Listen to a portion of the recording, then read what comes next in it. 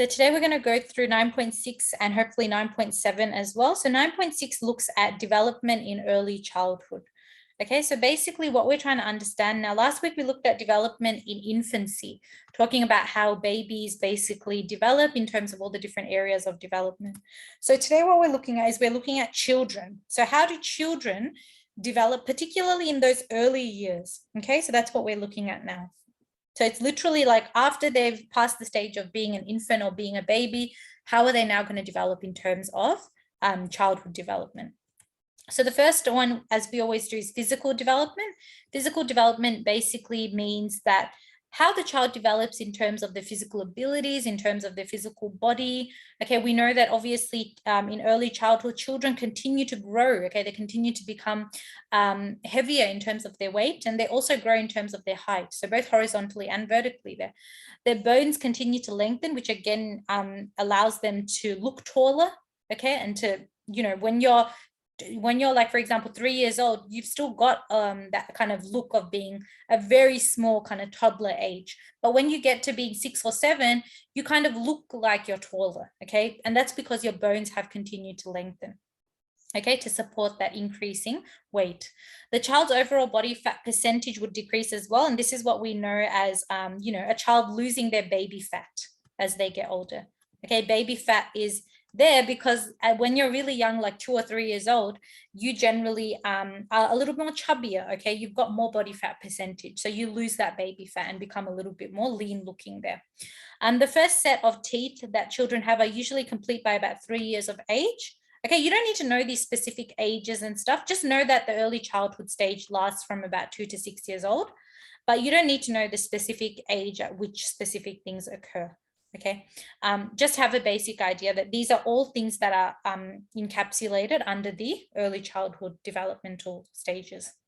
Now, as children get older, you know, all the way up to when they become like, even in their early teen years, some children are still losing their baby teeth there, okay, to make way for the permanent set of adult teeth that they'll get. Large muscle groups also continue to grow in size. So we're talking about large muscles of the body, so your arms, your legs, and all of these are things that help us to engage in gross motor skills. Gross motor skills are things like being able to jump, being able to run, being able to throw something, being able to kick something. All of those are gross motor skills. Okay, and children at this age between 2 to 6 years old, whether they've gone to kindergarten, whether they're in childcare, you know, whether they're just at home with their siblings in the backyard, they're doing all of these things. They're running around, they're throwing things, they're kicking, they're jumping. Okay, so the gross motor skills are only enabled at this age because of the growth in arms and legs. Okay, you couldn't take a 1-year-old or 1-year-old or few months old baby and expect them to be able to do that. They haven't developed to that level yet. Okay, so having said that, you need to know the difference between gross motor skills and fine motor skills. And we discussed this in chapter 7 as well. Fine motor skills are motor skills that require finer muscle groups of the body, like your fingers, for example. Okay, children are not just born knowing how to zip up their own clothing or use scissors. These are things that they learn as they are able to more easily manipulate those fine muscle groups in their body. Okay, things like their toes and their fingers. Okay, these are smaller muscle groups and they allow you to engage in finer muscle movement, like picking up a piece of glitter from your table. That's a very fine muscle movement that's required for that, as compared to just catching a ball in sports. Okay, so general motor coordination also improves, okay, which basically leads to the child between the ages of 2 to 6 being able to learn skills such as, for example, how to ride a bike, how to walk in a more fluid way where they're not kind of waddling around like a penguin. Okay, being able to do all these motor skills is because of the increased motor coordination that we see in children between this age range. Okay, so that's physical development there. When we're looking at intellectual development is all about how the baby's brain is developing and how that's promoting better cognitive abilities there. So for example, they're learning new words. They're going from just saying sounds like da, ba, ga to actually saying words. Okay, so they can say dad, or they can say mum, or they can say hungry, or they can use words like that. So they can use language correctly as well. So they go from just saying maybe one or two words to actually forming proper sentences, to being able to quote something from a book that they read at school. So those are all signs of intellectual development, remember, between the ages of 2 to 6. Okay. It's really important to also remember that as the child gets older, they go from just kind of sleeping in their cot or sleeping in their crib to actually being able to go outside into the world, to meet new people at childcare or kindergarten or at school. Okay, and they see more about the world around them. The more you see, the more you see things in your world, the more you learn, the more curious and fascinated you become. And this is the age at which children start annoying their parents and asking them questions about every single thing on earth. Okay. And those questions can be annoying, but they help the child in terms of their intellectual development to develop and grow. Okay. Children are also excited to share what they learn or what knowledge they acquire with others. So if they learn about a new animal after going to the zoo on Sunday, they might come to school the next day on Monday and start telling everyone about interesting facts about giraffes or interesting facts about elephants. Okay. So they love to share that knowledge that they've learned. Okay. Their attention span also becomes longer. So that means they're able to engage in more advanced academic knowledge and academic tasks at school. So if the teacher in grade 1 or grade 2 says something like, okay, guys, I want you to hold that thought and let's focus on this task and then come back to it again. So they're still able to hold their attention to be able to remember a few minutes later what they were working on before. Okay. Children are also able to follow and remember basic instructions. So if the teacher gives them a set of 3 instructions and says, okay, kids, these are the 3 things I want you to do today, the kids might be able to remember. They might be like, okay, I finished my first thing, which was the handwriting task. Now I have to go and get a book from the shelf to read. So they kind of remember those basic instructions there. In the first years of early childhood, the child can also classify objects. Now, we did a little bit about classification in psychology when we looked at development. So those of you who do psych might remember, classification is about how we organize things. So basically, if a child has different color Legos, they might take all the green color Legos and put them in one pile and put the orange color Legos in another pile. Okay, if you give a child a bunch of M&Ms or Smarties or Skittles, different colored lollies or chocolate or whatever, they might start to separate their amount that they've been given into different colors or into different groups. Okay, classification skills are really important because at a low level, we start with things like Lego blocks and lollies. But as we get older, we actually are able to classify different types of mammals, for example, okay, different types of vegetables, for example. So we go from really simple stuff to higher level stuff. And classification is something we do throughout our whole life. Okay, even as we get older, we classify things according to what they are. Children in this lifespan, also in this stage of the lifespan, also start to learn to write basic letters, and this is where they start to develop their handwriting skills. Okay, and this is why handwriting is a big focus of the first years in many of the primary schools around around the world. Okay, they're able to read basic books. They can also learn to count to a specific number. Usually it's 10 or 20. But if a child at that age can count up to 100 or even up to 500, that's a really advanced level. Okay, that's not something typical that we see there. So that's basically the idea there. Okay, that is the idea of intellectual development. So for the SAC, you really just only need to learn any 2. Okay, if you learn 3, that's all the more better, but the basic minimum being 2. So even if you forget 1, you still have another one to kind of fall back on there. Okay, so then we look at emotional development. Emotional development also occurs quite quickly throughout childhood. So when we're talking about emotional development, we're talking about basically the child's ability to show their feelings. Okay, and these are pretty obvious or can be easily seen by others. Emotional development matures as the child gets older. When we first learned about generally what emotional development was in, I think, chapter 7, we learned that children tend to show their emotion in very immature ways in the beginning. For example, if you ever go, and remember I told you guys when I went to like a prep classroom once and like kids were like dobbing on each other and they were getting like very obviously jealous of each other if the teacher would give more attention to one student than another. So feelings like jealousy, feelings like sadness, like frustration. If you hate someone in grade prep or kindergarten, you might actually straight out tell the kid, I hate you. Okay, but that doesn't really happen when you get older.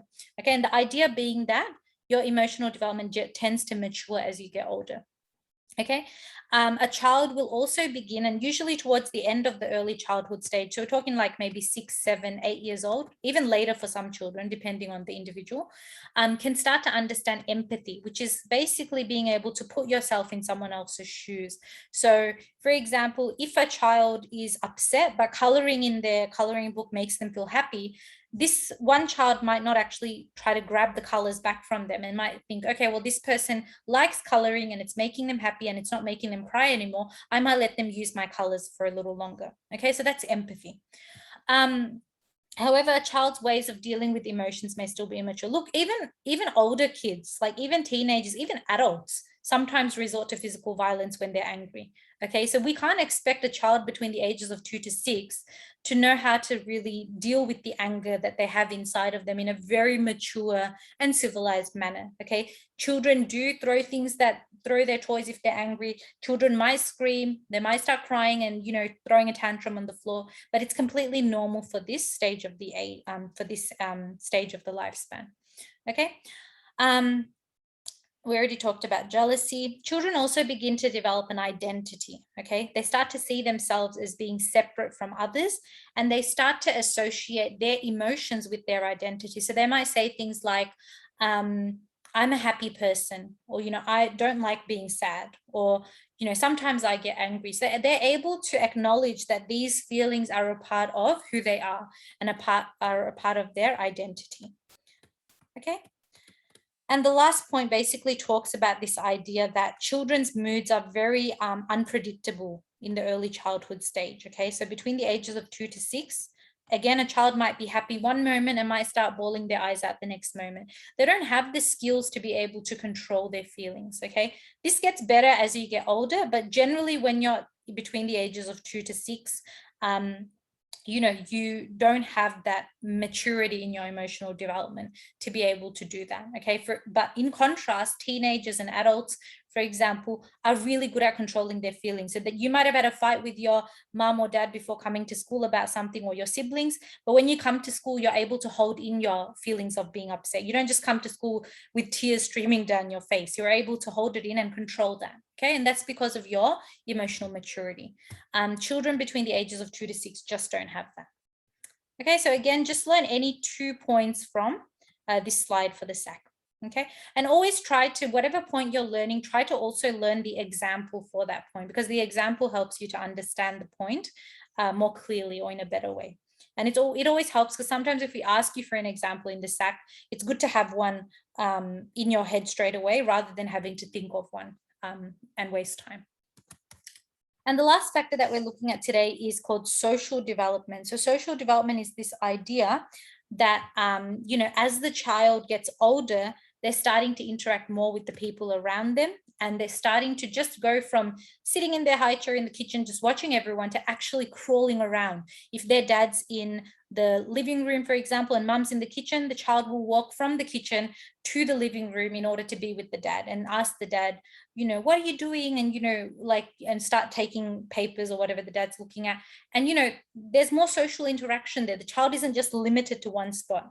And a part of that comes from their increased physical development as well. So physical development kind of influences the child's ability to not just talk to other people, not just walk around or, crawl around to other people, but to also, basically be able to, but to basically also be able to, understand that I can interact with different people in my family. Okay, so the child goes from just seeing the mom and dad to seeing other extended family members like cousins, uncles, aunties, okay, even people who've just met the child. For example, if one of the mum's friends or one of the dad's friends, the child will become friendly with that person, okay, knowing that this person is my dad's friend or this person is my mum's friend. The child also begins to participate in social activities and outings with really like infants or babies. A lot of people can be quite hesitant to take them out just because they might feel like going to a festival with this child might be overwhelming for them. It might be too loud. But when you get to the stages of 2 to 6, your parents are like, yeah, doesn't really matter. They're old now. Let's just take them out everywhere we go. So That's the idea there, okay? Children also develop in terms of their social development because they learn to communicate really well. And this is again influenced by their intellectual development of learning new words, learning language, knowing what words to use to put how they're feeling or to communicate what they want to say. They also learn about social behaviors and mannerisms. For example, if the mum is, feeling angry or feeling upset, the child knows that it wouldn't be acceptable to do something that would make her more upset. Okay, the child knows that if someone at the supermarket gives them a free balloon or a free little show bag, that they should say thank you. Okay, they know these social behaviors and they practice these social behaviors.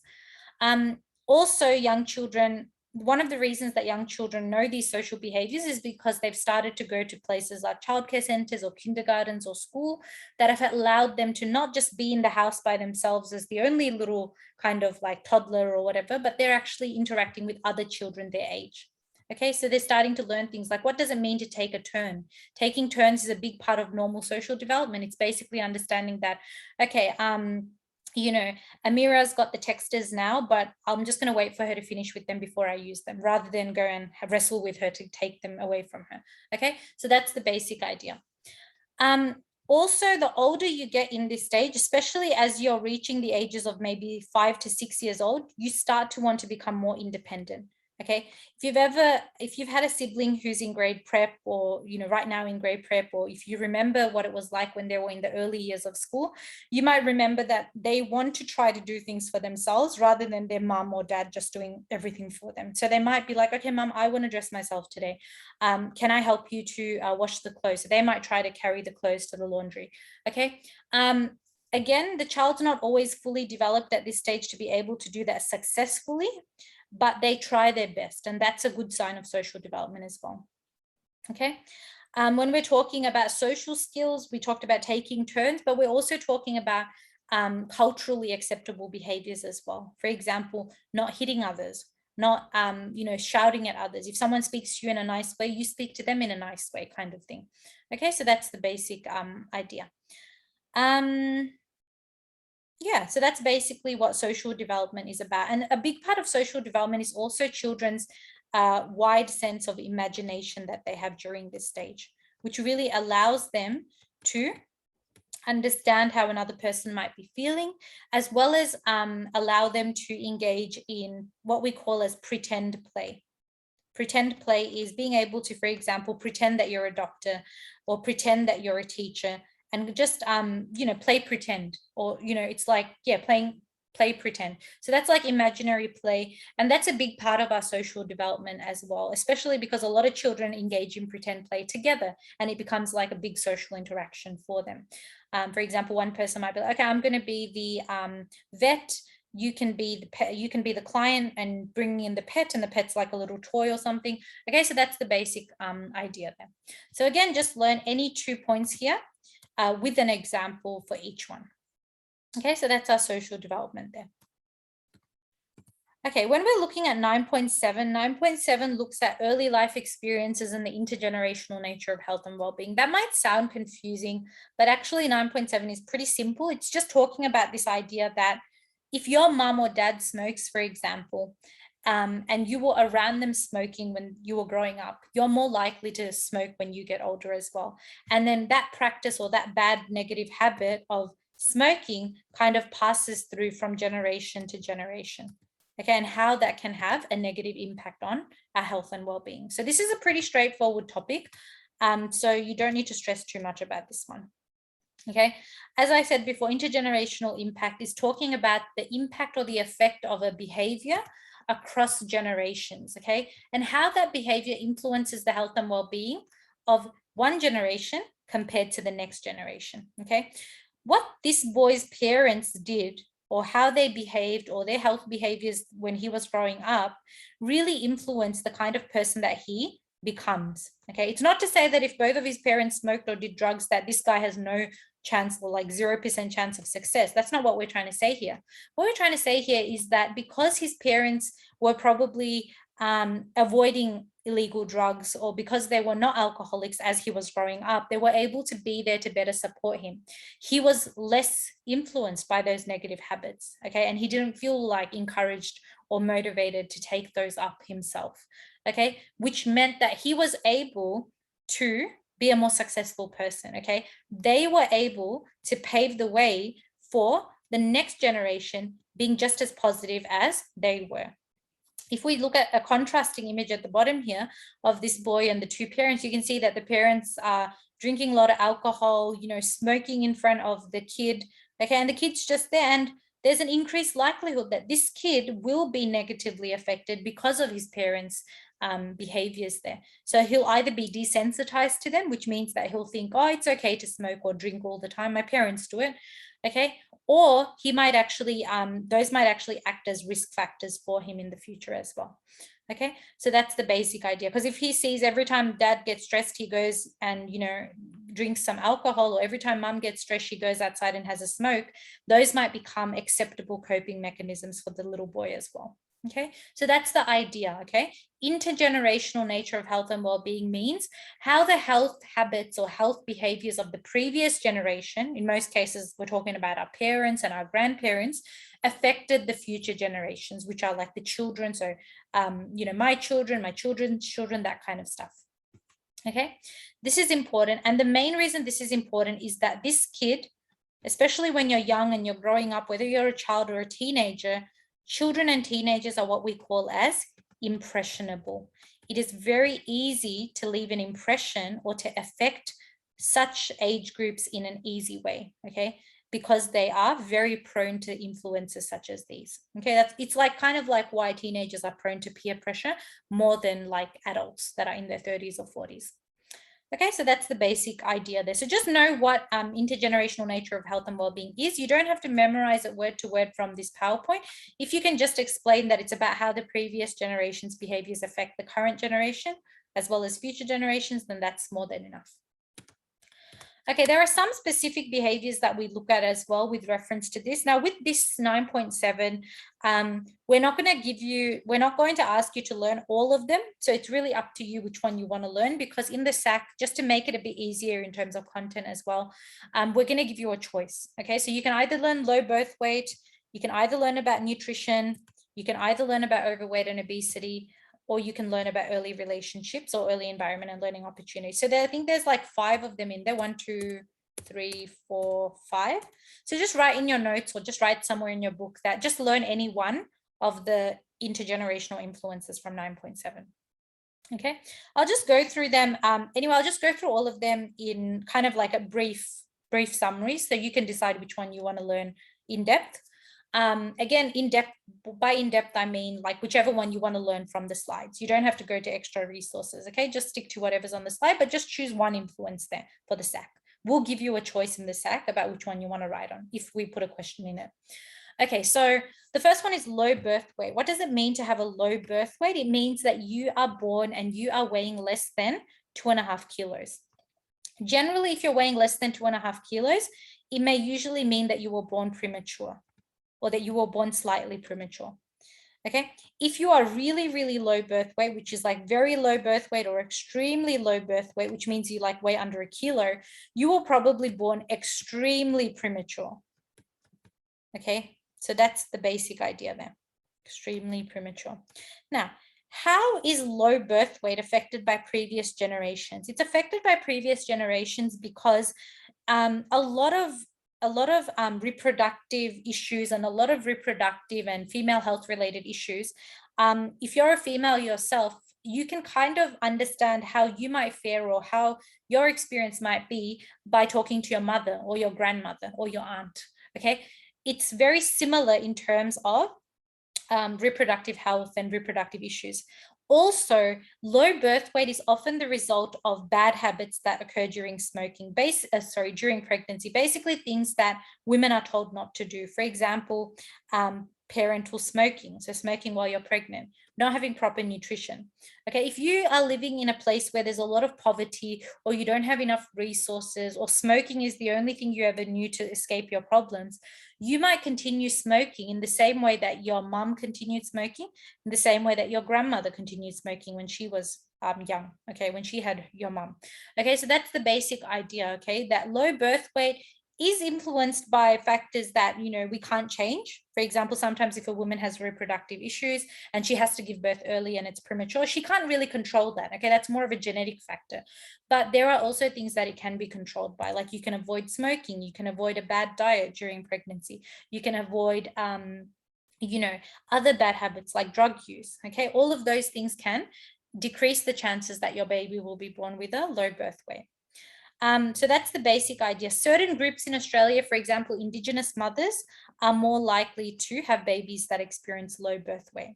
Okay, however, obviously, with improved nutrition in those communities and with improved healthcare targeting those communities, there's like less Indigenous mothers who experience premature birth and low birth weight babies compared to maybe 5-10 years back today. Okay, so that's the basic idea. Okay, when we're looking at low birth weight, and this is the case for every issue that we're looking at today, this is a table from your book. You're going to look at this table and understand how does very low or extremely low birth weight affect health and well-being, as well as how does it affect development. So this is health and well-being of the baby, as well as development of the baby. So just learn any, let's say, learn any two. So any two impacts on health and well-being, as well as any two impacts on development there. And you need to be able to link to what health and well-being is being affected there. So for example, most of these look like they are physical well-being there, okay? Development, we're looking at the areas of development or our pies, okay? So again, looking at the different areas of development we have there. Some of these are physical, for example, reduced muscle is physical, whereas something like impaired learning abilities would be intellectual, okay? So again, any two that are easiest for you to remember them. Okay, when we're looking at the others, nutrition is kind of like a no-brainer when it comes to pregnancy. We know that generally women who are pregnant, they tend to have to eat healthier. Okay, regardless of which culture you come from, every culture has a special remedy or a special food that mothers need to eat more of when they're pregnant, because apparently it's very nutritious and very good for you. Okay, a lot of countries, even when you're living in a very poverty-ridden country, people do try their best to get whatever nutrition that they can. Okay, even if it means eating foods that are higher in fat than they usually do, that fat is good for the baby. Okay, so that is what nutrition is about.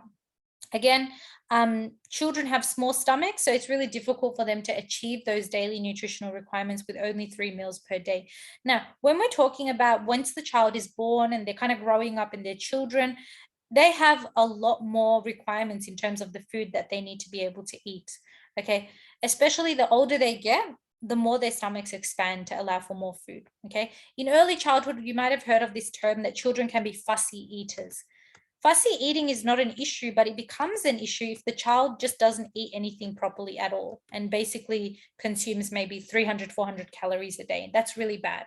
Okay, so nutrition is really important, and nutrition is an intergenerational impact, because the kind of nutrition that this girl has as a child will influence her development in her teens. And as she gets into her early adulthood years and thinks about having a baby herself, that will also influence her reproductive health as well. Okay, because remember, nutrition affects everything from hormones to growth to everything. Okay, so that's the basic idea there. Hormones, growth, all that stuff is affected. Okay, so that's how nutrition can influence one generation to the next there. Okay, and if this mother is not caring that much about her daughter's nutritional intake when her daughter's still a child or still quite young, she is not helping that cycle there to become any better. Okay, so that's nutrition. So again, when we're looking at overweight and obesity is this idea that, you know, a child is either overweight or they are obese. So they've either got 25% body fat or more than 30% body fat. Okay, and we use measures like body mass index to determine this as well. When we're looking at obesity and overweight, we have to remember that it is an intergenerational thing, because the kind of dietary choices that your parents make for you when you're young Remember that you don't cook your own food when you're young. Your parents determine what you eat.